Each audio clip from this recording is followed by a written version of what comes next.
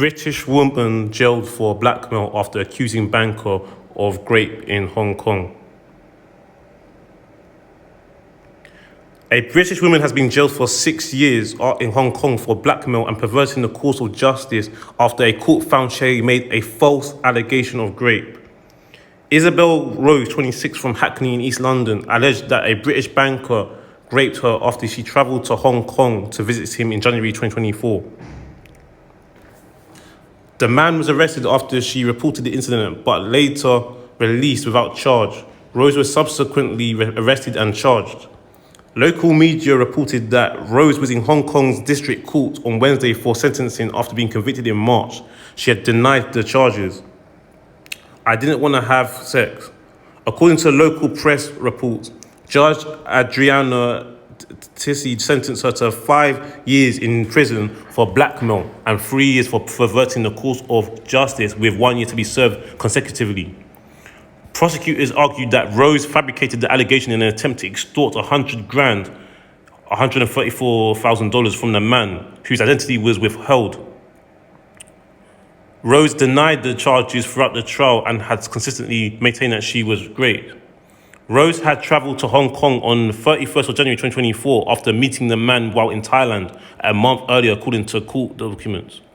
At the centre of the prosecution case were WhatsApp messages exchanged between the pair in the hours and days after the alleged rape on 1st of February at his apartment. In one message sent the following morning, Rose wrote, "Are you annoyed I didn't want to have sex?" To which the man replied, What? No, of course not. Was impressed by your restraint. Later that day, Rose wrote, "You invited me last night. I didn't want to have sex." He replied, "I'm really deeply sorry. I was slightly drunk and I misread your signals. It's no excuse and I know it doesn't make it any better." In a later exchange, Rose wrote, "You basically raped me." The man replied, "That's not what I'm into at all and I feel sick." The pair later exchanged messages about money. According to the written judgment of the verdict published in March, the man agreed to reimburse Rose for her travel and accommodation. In one message, Rose wrote, "Send me the right amount you owe me for everything. Think about that. Think carefully." He transferred $5,000 that day and tried to send a further $5,000.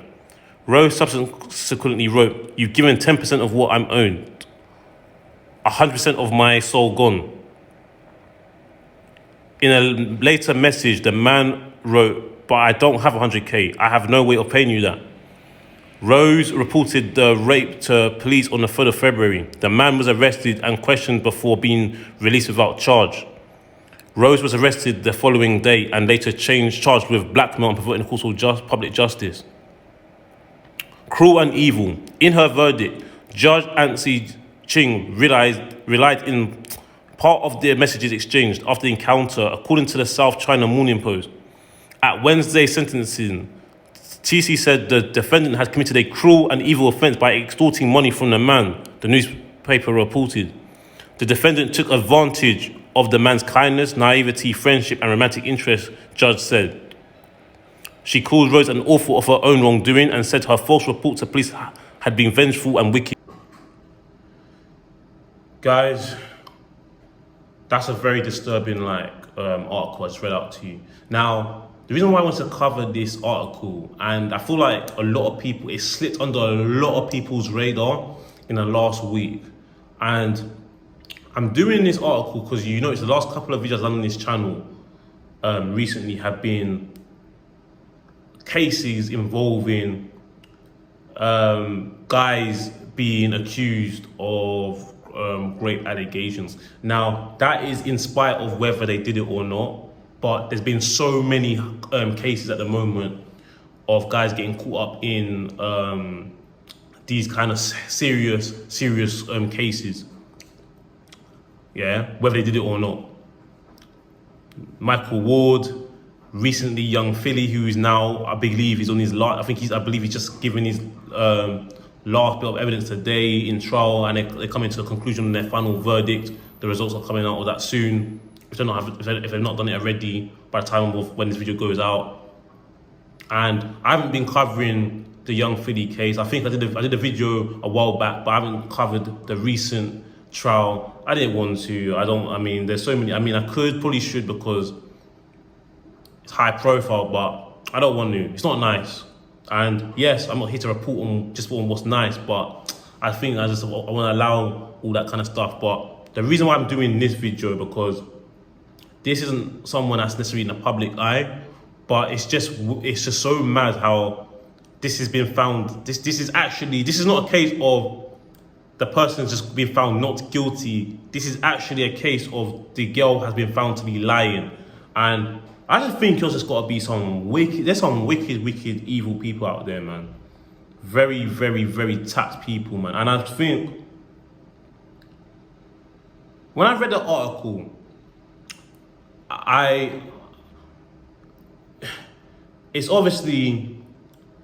she's obviously someone that's probably very hungry for money, innit?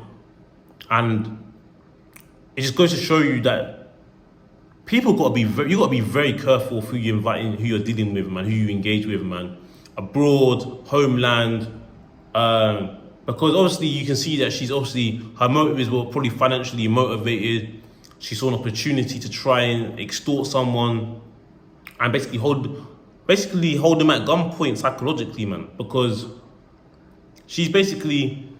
When I was first reading that article, because I found another article from another source, and I thought it was important because there's an article there's a lot of information that's not covered by the report I read out from the BBC just now.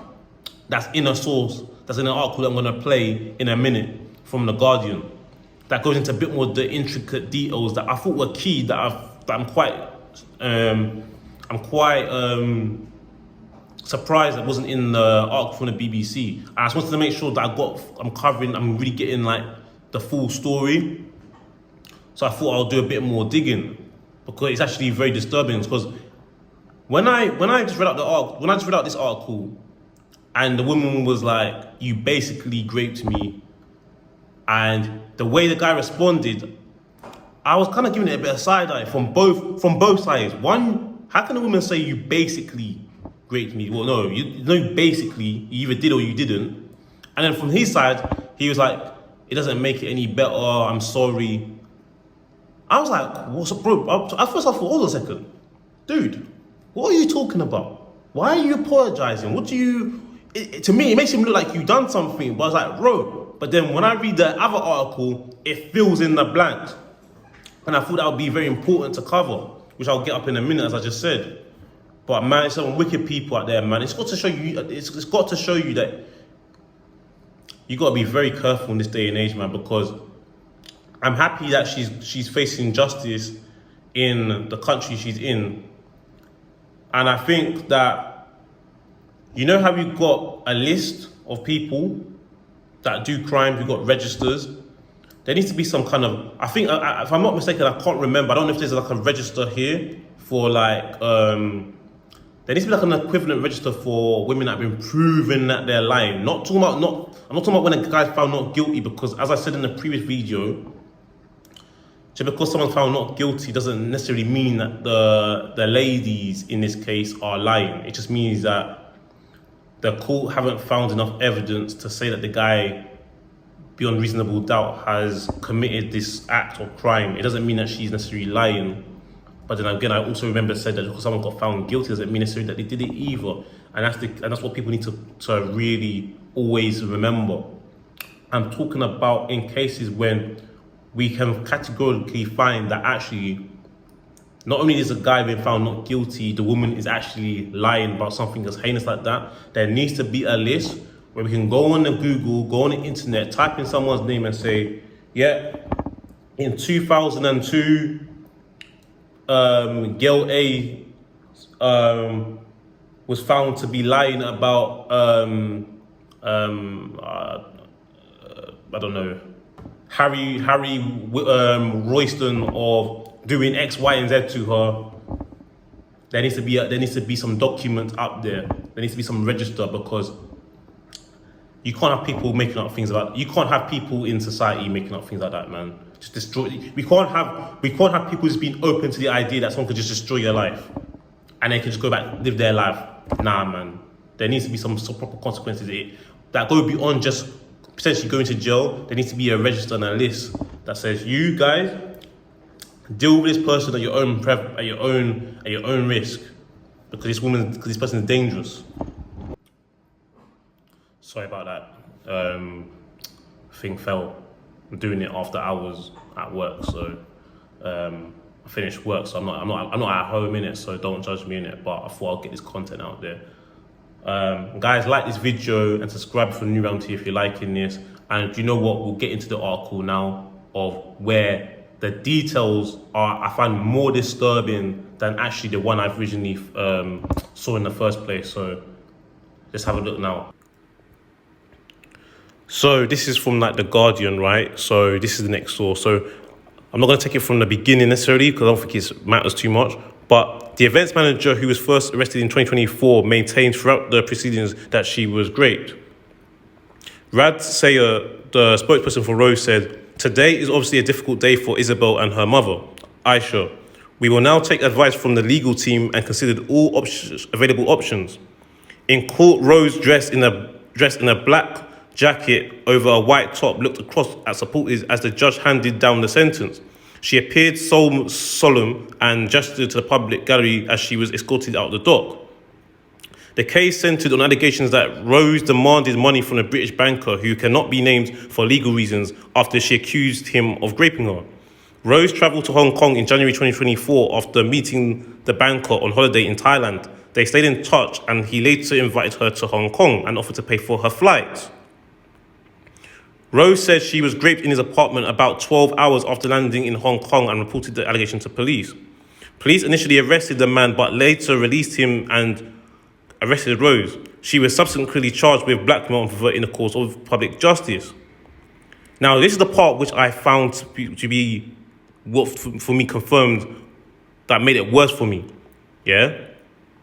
So forensic testing to establish the rape was inconclusive. In a 300-page judgment, the judge said she accepted the man's account and rejected Rose's evidence.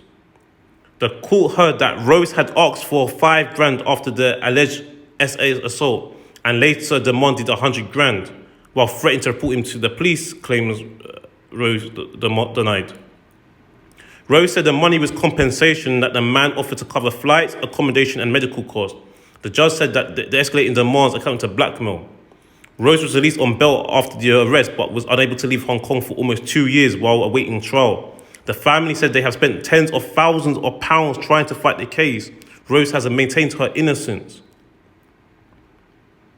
The case also focused on WhatsApp messages exchanged between Rose and the man after the alleged assault. In one exchange, Rose wrote, you violated me last night. I didn't want to have sex." He responded, "I'm deeply sorry. I was slightly drunk and I misread your signals. It's no excuse and I know it doesn't make it any better." Now, guys, just focus on this, yeah? So, obviously, I know I read that in the original article at the start of the video, but this is where the key details was cleared up any confusion for me, right? The man told the court he misunderstood Rose's use of the word violated to refer to an emotional violation rather than an allegation of rape. He said he read the message in two parts, and that for me is interesting. The judge said Rose had deleted some text and used disappearing messages. She said the banker had been nothing but kind to the defendant, and Rose had taken advantage of his kindness and naivety, friendship and romantic interest. Rejecting calls from Rose's legal team for a lighter sentence, the judge described her conduct as wicked and evil. Campaigners said the case raised important questions about how post-SA behaviour was assessed in court. They said unpredictable behaviour was evidence of trauma, not fabrication. The founder of the London charity Sister Space, which supports women of African and Caribbean heritage affected by domestic violence and SA, said, "We live in a world where people think there is a structured way to respond to rape and SA. That is not the case. What has happened here is that the victim has been blamed for being a victim." Yeah, so as you have it, I tried to cut out the key information. Sorry, I'm tired.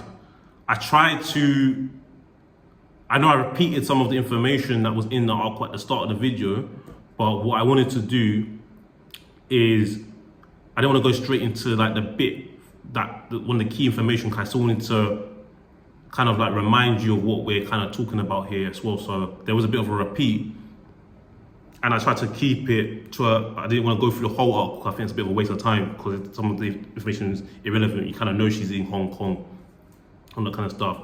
But what you have here is where, for me, the guy, where he kind of messed up, and I'm not doing the whole victim blaming, because obviously in this case she's been found to be lying, so he is a victim. But be very careful in how you respond to messages.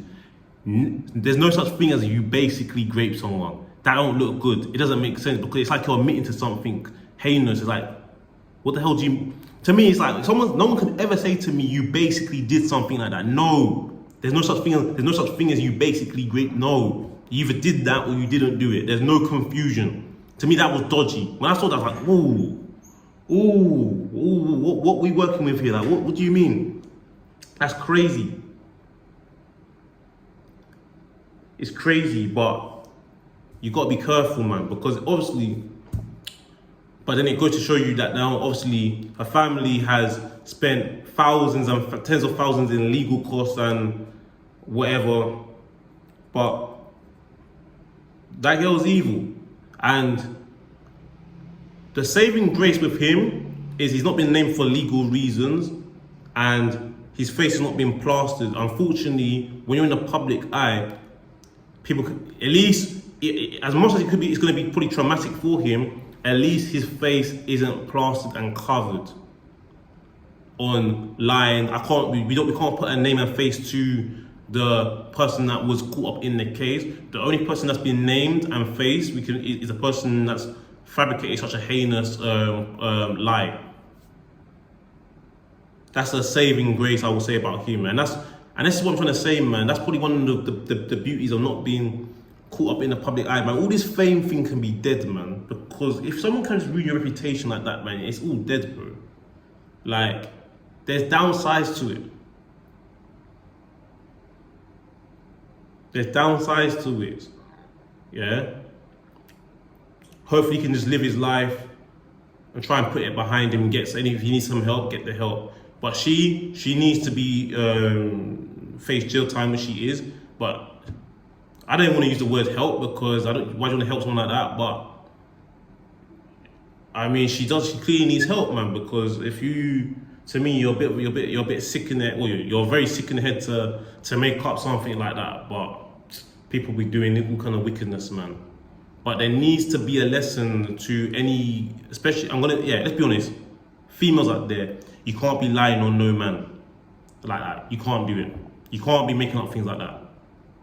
There's got to be consequences for them kind of actions, like long-term consequences for them kind of stuff. So for the same way that there's long consequences for guys that do heinous crimes like that against women, you can't be doing them things. It can't be like a no-win, no-fee case, like how with some lawyers, it's got to be like, nah, it can't be like a no-risk, high-reward thing where you can just say something, get someone in trouble, and if you get found that you're false, you can just go about your life. Now that can't run, man. And that's why people are emboldened to do this. You can't do it.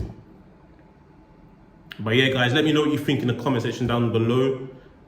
Please like this video and subscribe to the channel if you're new around here, and share all that good stuff. Spoken word media, we make modern media sexy. This story wasn't sexy, but we make media sexy. You know how it is. See you all in the next video. Peace.